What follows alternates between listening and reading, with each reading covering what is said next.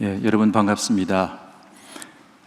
오늘 이 본문에 속한 이 마태복음 5장에서 7장은 우리가 잘 아는 것처럼 산상수훈이라고 하는 그 별명을 가지고 있습니다. 구약에 나오는 이스라엘의 위대한 지도자인 모세가 이 산에서 하나님 말씀을 받은 것처럼 예수님께서 역시 산에서 선포하신 말씀이라고 하는 그런 의미에서 산상수훈이라고 하는 별명을 가지고 있습니다. 그러나 사실 이 내용을 살펴본다면 이것은 제자도에 관한 설교라고 이야기할 수 있습니다. 그것도 더 나아가서 철저한 급진적인 제자도, 영어로 한다면 radical discipleship이라고 하는 이것을 강조하는 그런 말씀입니다. 그 내용을 살펴보면은 예수님께서는 어떤 면에서 우리가 실천하기 힘든 그런 내용을 행하라고 요구하시는 것처럼 보입니다. 그 가운데 너희가 세상의 소금이고, 특별히 오늘 이 말씀 너희는 세상의 빛이라고 하는 이 말씀도 마찬가지입니다. 우리 시간에 너희는 세상의 빛이라고 하는 이 예수님의 말씀을 정직하게 다시 한번 생각을 해보면 좋겠습니다. 이런 질문들을 한번 생각해 보십시다. 주님, 우리는 세상의 빛입니까? 우리가 과연 지금 이 세상의 빛으로 우리가 살아가고 있습니까? 주님, 우리는 과연 세상의 빛이 될 수 있겠습니까? 우리는 어떤 종류의 빛입니까? 우리의 빛은 어느 정도 밝은가요? 우리의 빛으로 세상을 환하게 밝힐 수 있을까요? 주님, 왜 우리를 빛이라고 하셨나요? 그것도 세상의 빛이라고. 이런 질문을 우리가 한번 이 시간에 해보았으면 좋겠습니다. 나 자신과 우리의 가정과 교회와 우리의 신학교와 총회와 사회, 그리고 더 나아가서 전 지구적인 현실을 볼 때에 그 가운데 드리워져 있는 그림자와 어둠이 매우 짙습니다. 여러 가지 기후의 변화로 인한 어려움과 전쟁의 소식이 들려오고 있습니다. 어제도 우크라이나와 러시아 전쟁, 키우에 큰 또 폭탄이 떨어져서 많은 사람이 희생당한 그런 소식을 들었습니다.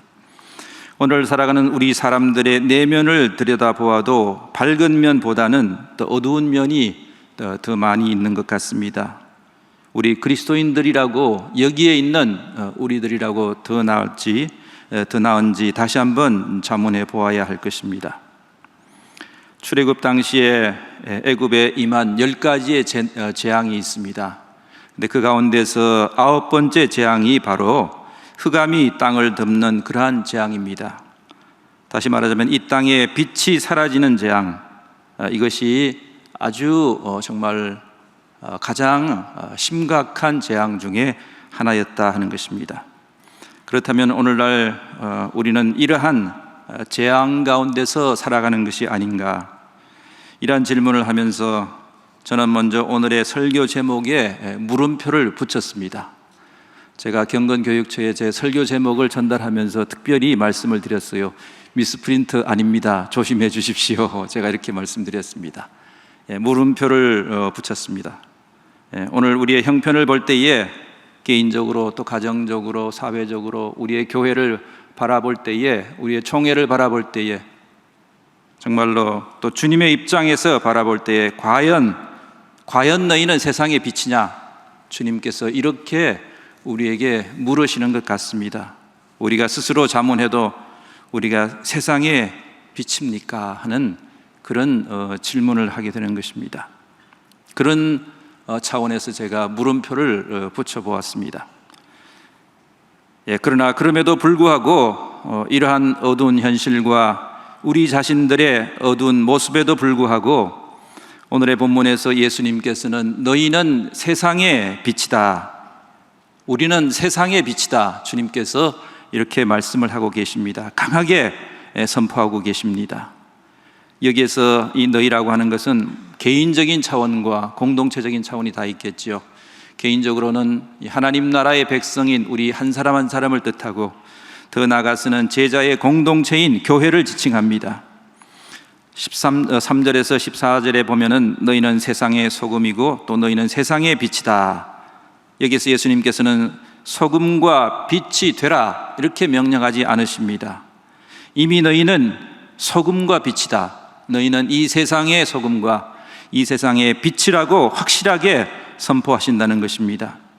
제자들은 비로소 소금과 빛이 되는 것이 아니라 이미 예수님으로부터 이 하나님 나라의 백성으로 부름을 받는 그 순간에 소금과 빛이 되었다 하는 것입니다. 이것이 바로 제자의 본질입니다. 이런 의미에서 저는 다시 설교 제목에 물음표 뒤에 다시 느낌표를 붙였습니다.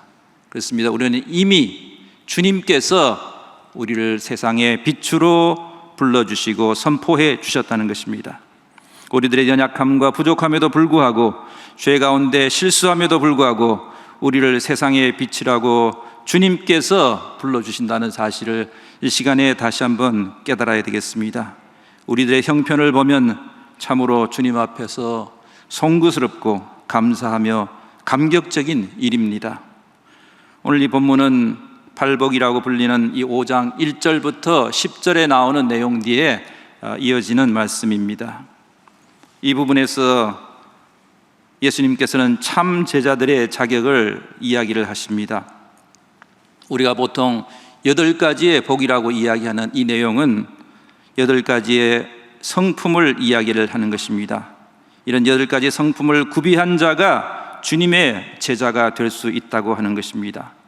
가난한 마음과 애통함과 온유함과 의에 대한 갈망, 긍휼함과 청결한 마음, 화해와 의를 위한 희생. 예수님께서는 참된 제자들은 이와 같은 성품을 구비해야 된다 그렇게 말씀하고 계십니다. 이어서 13절에서 16절의 말씀은 이제 참 제자들의 자질과 그들의 역할이 무엇인지를 우리에게 가르쳐 주십니다. 이러한 성품을 구비한 참 제자는 이 세상에서 소금과 빛의 역할을 감당해야 된다 하는 것입니다. 오늘 이 말씀을 우리가 다시 한번 생각하면서 주님의 말씀에 담긴 메시지를 다 함께 묵상하기를 원합니다. 첫 번째로 이 세상에 비친 우리는 그 빛의 근원이 예수 그리스도이시다 하는 사실을 분명히 알아야 될 것입니다. 이것은 하나님 나라의 백성인 우리들의 정체성과 관련된 문제라고 하는 것입니다. 오늘 이 땅을 살아가는 우리는 또 여기에 모여서 예배하는 우리는 누구입니까? 우리가 세상의 빛이라고 할 때에 그 빛이 어디에서 오는지 잘 알아야 할 것입니다. 구약에서는 이스라엘 백성들은 하나님을 또 하나님의 말씀이 빛의 근원이다 그렇게 고백을 하였습니다. 또 신약 성경에서는 이 점을 더욱더 명확하게 이야기하면서 요한일서 1장 5절에서 하나님은 빛이시라 그에게는 어두움이 조금도 없으시다. 그런데 요한복음 8장 12절에 의하면 이제 예수님께서 이 세상의 빛이 되신다 하는 것입니다. 나는 세상의 빛이다. 또 고린도서 4장 6절에 의하면 바울은 예수 그리스도의 얼굴에 하나님의 영광을 아는 빛이 나타난다 그렇게 선언하고 있습니다. 요한복음 1장 9절에서는 참빛 곧 세상에 와서 각 사람에게 비추는 빛이 있었나니 즉 예수님 자신이 빛이 되시고 참된 빛이시며 세상에 와서 각 사람에게 비추는 빛이라 하는 것입니다. 신약 성사학자 톰 라이트는 이런 이야기를 했습니다. 예수님은 이 땅의 소금이고 빛이셨다.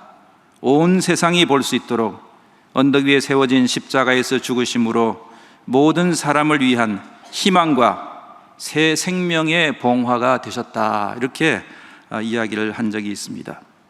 예수님께서는 이 세상에 오셔서 하나님 나라를 선포하신 그 삶을 통해서 그의 십자가의 죽음과 부활을 통해서 자신이 세상의 빛이라고 하는 사실을 분명하게 증명하셨다 하는 것입니다. 우리의 빛은 이 세상의 빛이신 또 빛으로 오신 예수 그리스도에게서 유래한다. 주님이 우리의 빛이 되신다는 이 사실을 우리는 분명히 고백하며 나아가야 할 것입니다. 두 번째, 우리가 세상의 빛이라면 세상에 이 빛을 비추기 위한 준비가 되어 있는지 우리 자신을 성찰하는 삶을 살아가라, 이렇게 오늘 본문의 말씀은 우리에게 말씀하십니다. 우리가 제자로서 세상의 빛을 비추는 방법에 두 가지가 있다고 생각합니다.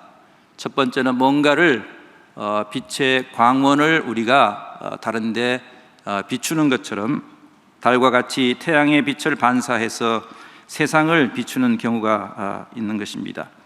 우리 자신이 빛이 아니고 광원을 반사해서 그 빛을 전달하는 존재라고 하는 것입니다. 이탈리아에 가면은 폼페이라고 하는 유명한 도시가 있습니다. 여러분들도 아마 너무 잘 아시는 그런 도시인데요.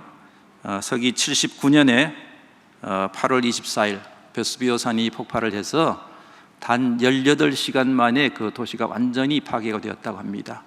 그래서 오랜 세월 화산재 밑에 숨겨져 있다가 1952년에 우연히 발견되어서 오랜 기간의 발굴을 거쳐서 지금은 많은 모습들이 이제 복원이 되어 있다고 합니다.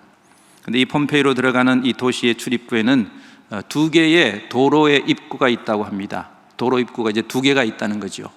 하나는 조금 높이가 다르게 설계가 되어 있는데 하나는 인도이고 하나는 차도라는 겁니다. 차도는 그 당시에 이제 마차가 다녔겠죠. 근데 이 차도와 인도를 구별하는 큰 돌이 놓여 있다고 합니다. 근데 그 돌 사이에 아주 조그마한 하얀 돌이 계속해서 박혀 있다고 합니다. 그 돌의 역할은 무엇인가 하면은 그 옛날에는 밤에 조명을 켜기 힘드니까 밤에 이 달빛을 비추어서 차도와 인도를 구별을 해주는 그런 역할을 했다는 겁니다. 오늘 말하자면 도로에 있는 이 반사경의 역할을 했다 하는 것이죠. C.S. 루이스는 우리의 운명이라고 하는 것은 우리의 자신을 최대한 드러내지 않고 우리의 것이 아닌 빌려온 향기를 입으며 또 우리의 얼굴이 아닌 다른 얼굴 형상을 가득 비추는 깨끗한 얼굴이 되는 것에 놓여 있다, 이런 이야기를 한 적이 있습니다. 우리의 소명은 주님을 깨끗하게 비추는 거기에 있다 하는 것입니다. 우리는 세상의 빛으로 이처럼 빛 대신 예수 그리스도와 하나님을 우리들의 모습과 삶을 통하여서 세상에 반사하는 것입니다. 세상은 우리를 통해서, 교회를 통해서 하나님을 보게 되는 것입니다. 이를 위해서 반사경인 우리 자신을 더욱더 깨끗하게 유지해야 하는 것입니다. 여기에 흙이 묻고 이물질이 끼면 제 기능을 할 수 없는 것처럼 우리 자신을 항상 정결하게 만들어 나가는 그런 노력이 하루하루 이어져야 할 것입니다. 세상의 빛을 비추는 또 다른 방법이 있습니다. 그것은 우리 내면의 빛이 밖으로 드러나거나 스며나옴으로써 세상을 비추는 것입니다. 그런데 이 두 가지 방법 모두 다 이 세상의 빛이 되기 위해서는 우리 자신의 삶과 내면에 대한 끊임없는 성찰이 요구된다 하는 것입니다. 나는 그리스도를 비추는 이 반사경의 노릇을 제대로 하고 있는가? 나는 내 내면 속에 그리스도를 모시고 그분의 생명의 빛을 밖으로 드러내는 그런 삶을 살아가고 있는가? 이를 위해서 우리 자신의 내면을 하나님 앞에서 매일매일 성찰하는 그런 삶을 살아가야 하겠습니다. 최근 전 세계적인 기후 변화로 인해서 세계 여러 곳에 엄청난 홍수가 발생하고 있습니다. 또 이와 더불어서 반면에 이 지구 온난화로 인해서 심각한 가뭄이 발생해서 빙하가 급속하게 녹아내리고 또 호수와 강물이 말라버리는 그런 일들이 일어나고 있습니다. 그래서 이 호수 속에 또 이 강물 속에 오랫동안 잠겨있던 역사적인 유물이 드러나기도 하고 또 세계 2차 대전 때 침몰했던 군함이 드러나기도 하고 또 빙하가 녹아서 오랫동안 그 속에 묻혀있던 등산가의 시신이 발견되기도 했습니다. 강물이 마르면서 겉으로 보이지 않던 것들이 밖으로 적나라하게 드러난 것입니다. 우리 내면의 어두운 부분들은 이와 같이 특별히 우리가 위기와 고난과 어려움의 순간에 드러난다 하는 것입니다. 개인적으로 이 세상에서 그리스도인의 지도자의 삶을 준비하는 우리들입니다. 세상의 빛을 전하기 위해서 준비하는 우리 모두가 이러한 우리 자신의 내면을 계속해서 지속적으로 점검하는 자기 점검표가 우리에게 필요하다는 것입니다. 우리의 영적인 상태를 끊임없이 점검하고 나의 양심을 끊임없이 점검하는 양심 성찰과 같은 이러한 훈련들이 끊임없이 우리 속에 있어야 할 것입니다. 내 안에 무엇이 나를 지배하고 나를 다스리고 있는가? 특히 문제와 위기의 순간에, 어려움과 고통의 시간에 우리의 내면을 정직하게 잘 들여다보아야 할 것입니다. 나의 내면에 빛이 되신 주님이 계시는가? 내 속에 있는 주님의 빛을 가리는 죄악의 그림자가 무엇인가? 공동체적으로 또 이 교회적인 차원에서도 우리 교회가 실천하는 것은 정말로 진정한 동기, 이것이 무엇인가? 무엇을 위해서 우리가 함께 모여서 예배하고 선교하고 교육하고 친교하고 봉사하는가? 어떤 인간적인 그런 계산 때문에 이런 것을 하고 있는 것은 아닌지, 과연 진실한 마음과 순수한 동기로 주님의 제자로서 이것을 행하고 있는가? 이러한 질문들이 우리의 기도 속에 늘 포함되어야 할 줄로 믿습니다. 또 세 번째, 우리가 세상의 빛이라고 하는 선포는 빛의 사명을 실천하라고 하는 말씀입니다. 세상에 비친 우리와 또 우리 교회 공동체는 하나님을 세상에 드러내고 어두움 가운데 있는 세상을 그분께로 인도하는 그 사역의 부르심을 받았습니다. 교회는 세상의 빛입니다. 5장 14절의 말씀처럼, 근데 이것은 산 위에 있는 동네라고 말씀하고 있습니다. 교회는 세상의 빛 대신 예수님을 따르는 그런 제자들로 산 위에 있는 동네입니다. 우리가 숨고 싶어도 숨을 수 없는, 하나님께서는 이 세상에 우리를 노출시켜 놓으셨다는 것입니다.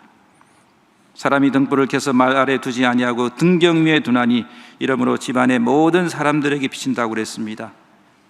이 교회는, 이 제자들은 모든 사람들을 비추는 빛이 되어야 된다는 것입니다. 근데 16절에 의하면은 너희 빛을 사람 앞에 비추라고 할 때 이것은 우리 자신의 영광이 아니라 하나님의 영광을 위해서 좋은 모범이 되라. 그래서 이 착한 행실이라고 하는 것은, 사람 앞에 비추는 제자들의 빛이라고 하는 것은 그의 말이 아니라 그들의 선한 행실과 또 올바른 실천으로 나타나야 된다는 것입니다. 제가 말씀을 준비하면서 여러 성경을 좀 참조를 했는데요, 유진 피터슨의 그 메시지라고 하는 성경, 우리 많이 읽지 않습니까? 그 말씀을 보니까 이렇게 5장 14절을 번역하고 있었습니다. 너희는 빛이 되어서 세상에 하나님의 색깔을 드러내라고 여기에 있는 것이다. 하나님은 감추어진 비밀이 아니다. 우리는 이 비밀을 훤히 드러낼 것이다. 산 위에 있는 도시만큼 훤히 드러낼 것이다. 참 이 번역을 읽으면서 참 생생한 좋은 번역이다, 그렇게 생각을 했습니다. 우리가 빛이 되어서 해야 할 사명, 세상을 비추지만 더 중요한 것은 하나님을 비춘다는 것입니다. 그것도 하나님의 색깔을 비춘다 하는 것입니다. 근데 또 제가 한번 묵상을 하면서, 그렇다면 이 하나님의 색깔이라고 하는 것이 무엇일까? 그것은 바로 이 하나님의 성품이 아닐까 하는 생각을 해보았습니다. 이사야 49장 1절부터 7절에는 이스라엘은 이방의 빛이라고 하는 그런 유명한 선언과 소명이 나오고 있습니다.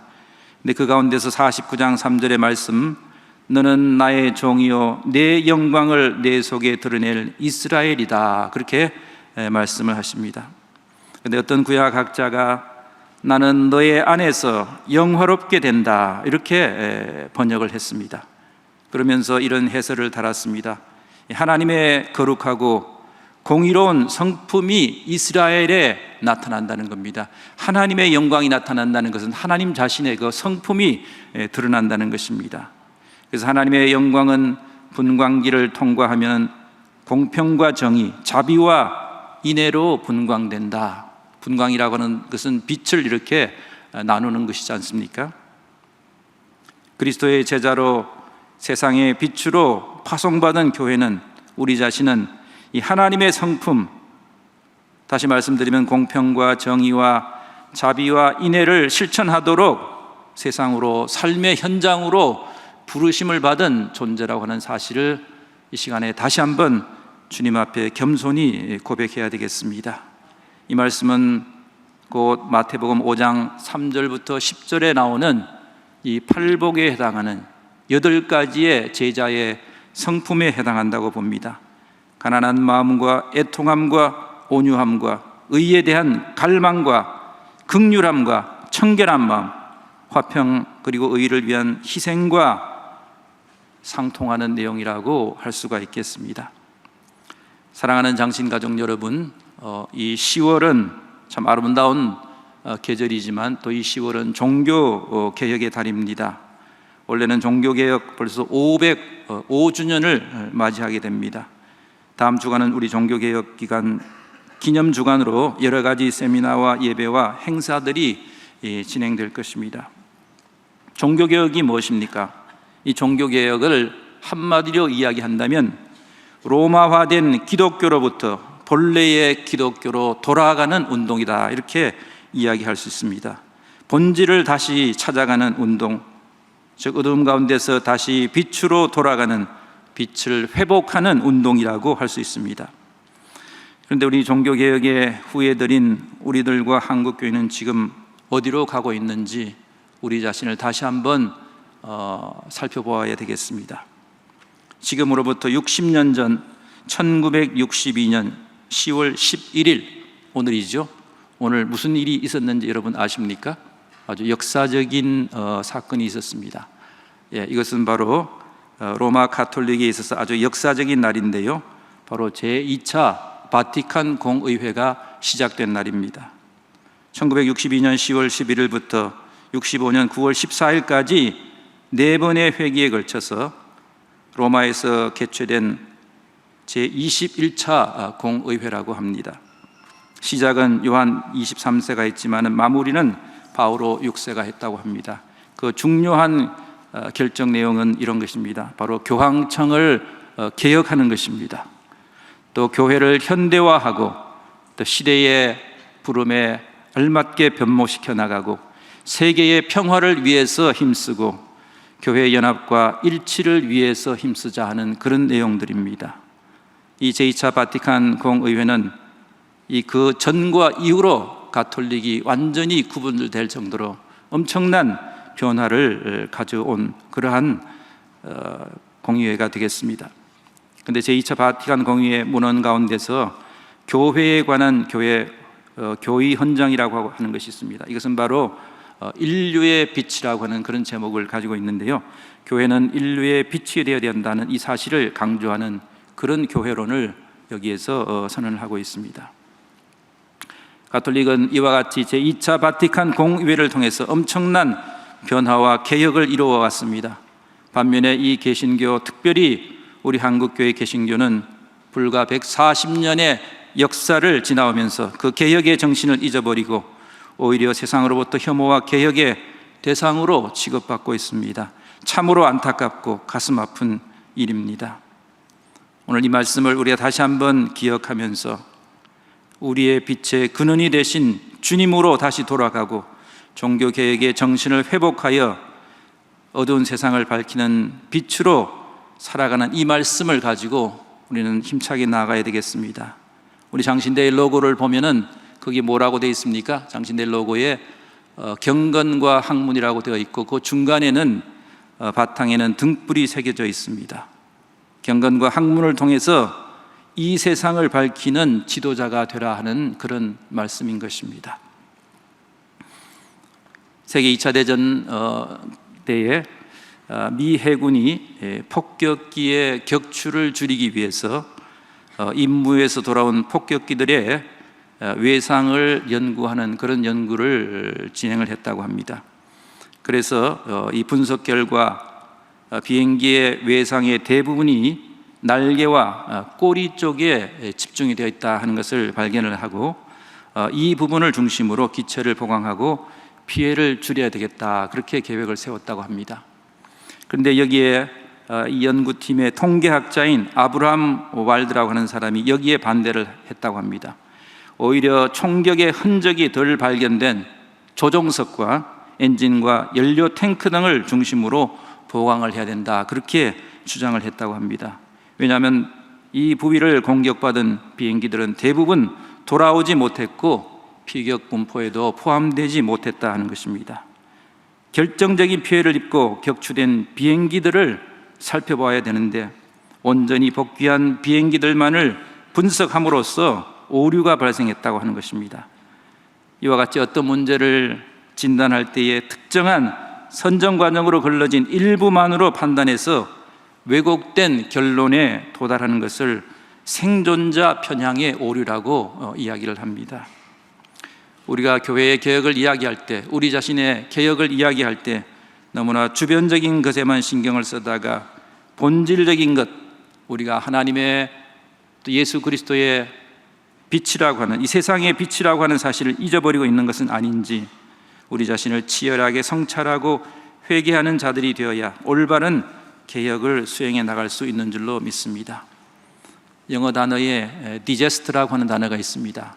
이 말은 재앙이라고 하는 뜻이죠. 근데 digest라는 것은 dis라고 하는 말하고 est, dis는 없어진다, 사라진다, est는 별이라고 하는 그런 뜻이 결합된 단어입니다. 별이 사라진다, 밤하늘에 별이 사라진 상태가 재앙이라고 하는 겁니다. 깜깜한 밤하늘에 별마저 없으면 이 세상은 그야말로 암흑 천지 재앙에 우리가 빠지게 된다 하는 것입니다. 어두운 곳으로 빛으로 파송받는 자가 없다면, 빛의 역할을 제대로 수행하지 못한다면 그야말로 그것은 재앙의 상태에 빠지게 된다 하는 것입니다. 우리가 살아가는 가정과 교회와 학교와 사회 현장에서 하나님의 공의와 정의와 자비와 인애를 실천함으로써 그 현장들을 환하게 비추는 우리 자신들과 우리 장신대와 한국교회가 되기를 간절히 소망합니다. 기도하겠습니다. 주님, 저희들을 세상의 빛으로 불러주시니 송구스럽기도 하고 감사합니다. 저희들은 부족하여 세상을 제대로 밝히지 못하고 있습니다. 저희들에게 성령의 능력을 부어주셔서 우리가 살아가는 여러 현장에서 세상을 밝히며 하나님의 성품을 밝히고 실천하는 자들이 되게 도와주시옵소서. 종교개혁의 달을 맞이하여 저희들을 한국교회를 변화시켜 주시고 빛의 사자들로 살아갈 수 있도록 인도하여 주시옵소서. 예수 그리스도의 이름으로 기도하옵나이다. 아멘.